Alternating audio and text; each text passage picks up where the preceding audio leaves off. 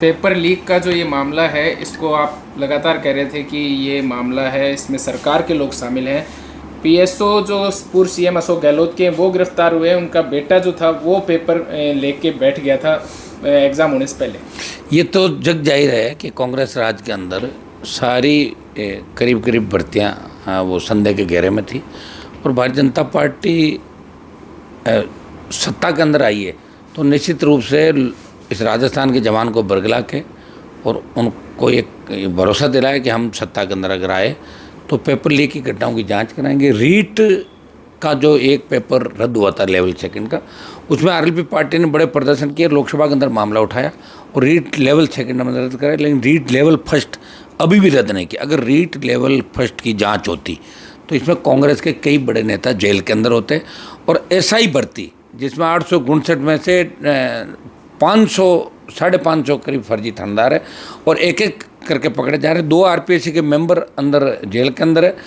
कई बड़े मगरमच्छ पकड़ने के बाद बीजेपी कर रही है, लेकिन दुर्भाग्य से बीजेपी ने इस भर्ती के अंदर एसआई भर्ती को रद्द करने के बजाय, आरपीएससी पुनर्गठन के बजाय इनसे हाथ मिला लिया लोगों से और ये एसओजी एक 2 4 करके लोगों को पकड़े। इनके पास सारी सूचनाएं।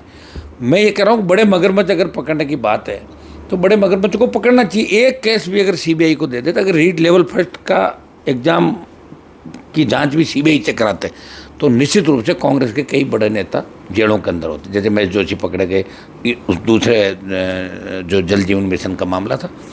ये जो घटना पूर्व मुख्यमंत्री अशोक गहलोत के पीएस से जुड़ी हुई है, उनका और उनका बेटा, यहाँ कई लोग ऐसे भी पकड़े गए जो अधिकारी थे, उनके बेटे इसके अंदर पकड़े गए, अधिकारियों को जांच के अंदर निकाल दिया। बहुत से ऐसे किस्से एसओजी के अंदर।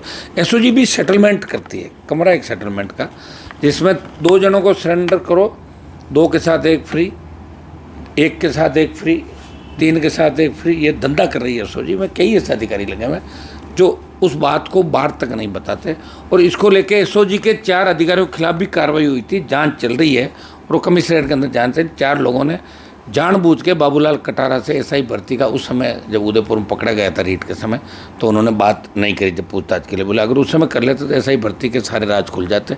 तो उन 4 अधिकारियों के खिलाफ जांच चली जो एसओजी के अंदर थे।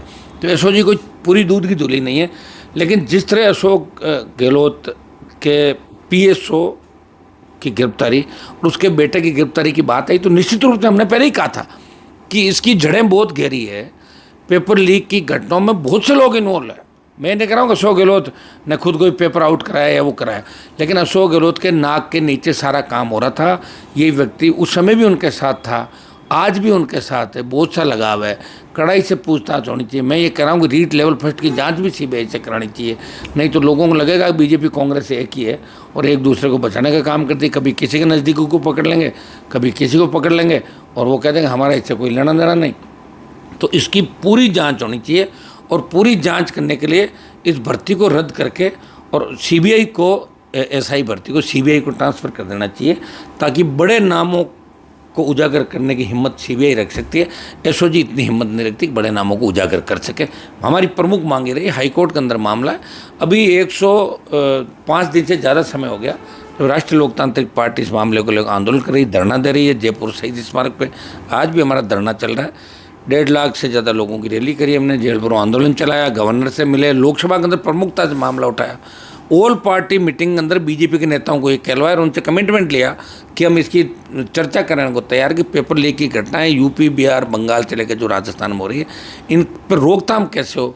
कोई भी लड़का मेहनत करके अपना जीवन सफल बनाना चाहता है, माँ बाप बड़ा मेहनत करके बच्चे को पढ़ाते हैं, दुर्भाग्य से लोग पेपर लीक कर देते हैं, पेपर आउट करा देते हैं, वो अंदर ही अंदर कहाँ तक जाता है, उसकी जड़ें कितनी गहरी है। आप बताइए, पूर्व मुख्यमंत्री का पीएस और उसका बेटा ही अगर पकड़ा गया तो अब अगला नंबर किसका, हिसाब अंदाज लगा सकते हो। इसमें अशोक गहलोत को आगे कोई बयान देना चाहिए। मैं मांग करता हूँ, अशोक गहलोत को ट्वीट करने का बहुत शौक है, तो इस मामले में वो सच्चाई खुद उजागर करें कि यहाँ तक आँच कैसे आई। भाई सर, दूसरी